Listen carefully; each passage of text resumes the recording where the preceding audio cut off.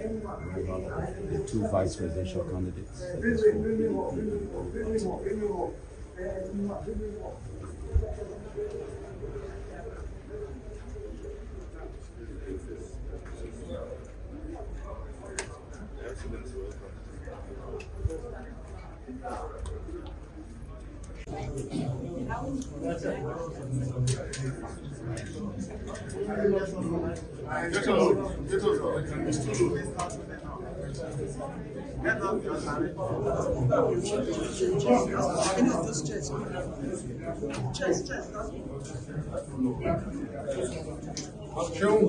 Everybody was very excited about the Electoral Act. And I'm also happy to say that the chairman of INEC was also very excited about the Electoral Act, because we know that at a point in time, during the debates, we were unlikely to have the Electoral Act and to have it into law. But eventually, the bill was passed and it was assented to. And we thank President Muhammad Buhari for that. And it's very clear, you cannot beat the law. So when you're talking about how do we go, for me, a lot of calls can be made. But truly at this point in time, it's clearly stated in that Electoral Act what must be done, and shall is mandatory. All election results must be transmitted at the polling unit level. And that is the basis, is those results from the over 176,000 units that we can use through the process of collation. So if you have not transmitted those results, it means that you have actually not conducted the election under the very law that we all applauded. So the right thing to do is for the INEC chairman to truly go forth and cancel the elections. Unfortunately, he is not come out to tell the world what has happened, why the results were not uploaded. There is a question mark there. He should be truthful. As I said, Section 26, he had taken an oath to be neutral and impartial. Therefore, he must speak to Nigerians and tell Nigerians the truth. And the truth is, they could not upload the results.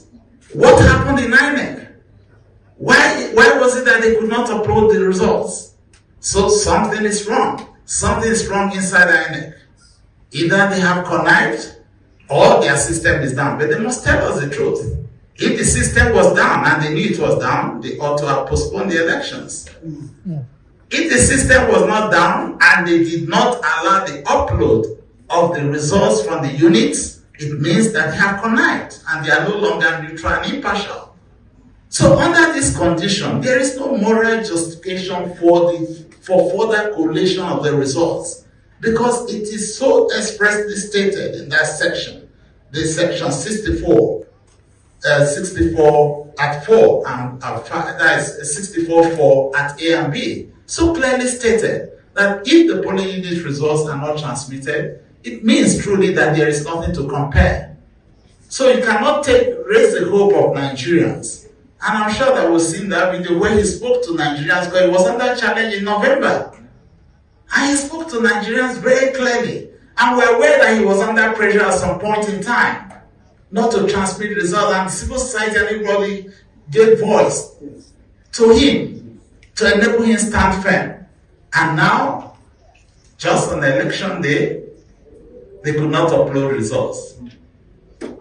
Something is fundamentally wrong. That means from the beginning, they had already planned the process to fail. But unfortunately for them, they have gone against the very act under which we're supposed to go on with the elections. I have said earlier, if the law was forced on him, it's different. He fought for the law along with the civil society organization, for which we are truly very grateful to our civil society members across this nation. They fought for this, and he was with them all through on this.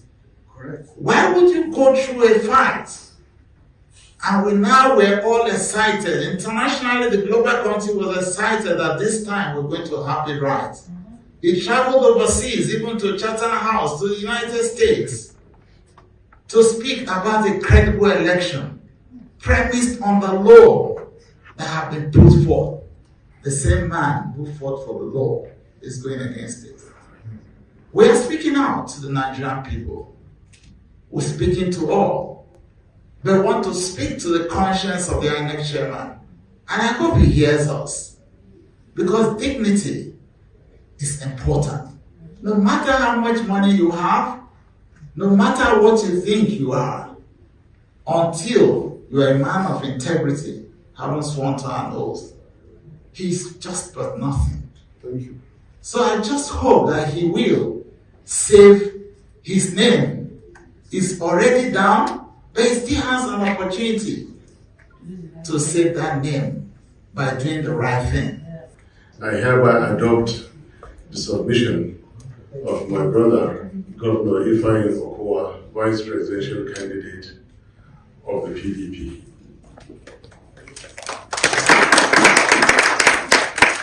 Having said this, our national chairman have spoken. Before then, our agents had done their bit. They made us proud by holding INEC chairman to a promise that the results will be reviewed, but sadly, after declaration of results. And they also walked out in protest, were in order with their actions. I would like to say that after some time today or tomorrow, we should expect another more elaborate press briefing by our respective principals who are very much in touch with us and on the same page with us regarding this press briefing. Fellow Nigerians, let me draw our attention to some fundamental definitions. Democracy does not merely mean that you have three arms of government. That is not democracy. The executive must be truly elected. If the government is not truly, genuinely elected, you do have a constitutional problem. Now, we are witnessing the fact that the next government is going to be built on outright illegality. This illegality has been so eloquently presented by my brother Governor Okowa. The sections have been clearly spelled out. Attention of the whole world has been drawn to this. What INEC has accelerated itself to doing is to put itself in a trance to promote illegality and thereafter call for the courts to resolve the illegality that they have worked on. Nowhere in the world where there is respect for rule of law do people easily and hurriedly tell others and thereafter call for the courts to resolve the illegality that they have worked on. Nowhere in the world where there is respect for rule of law do people easily and hurriedly tell others with impunity, go to court, go and seek redress. The courts are final. They should have that respect. Whoever is in a hurry to tell people to go to court know what they have arranged at the courts. This is unacceptable.